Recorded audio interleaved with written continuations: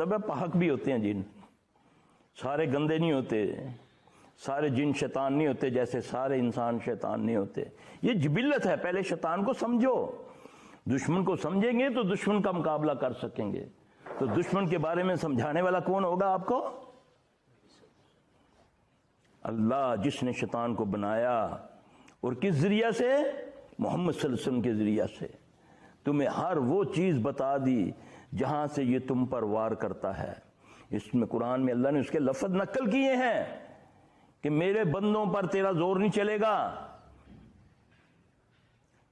اللہ کہتا ہے نا قرآن میں انہو لیس لہ سلطان علی الذین آمنوا وعلی ربہم یتوکلون. یہ تو اللہ کہہ رہا ہے اس کا زور ان پر نہیں چلتا جو اللہ پر ایمان لاتے ہیں اور توکل رکھتے ہیں. میری تو توکل تو اسباب کے اوپر ہے، ساری توکل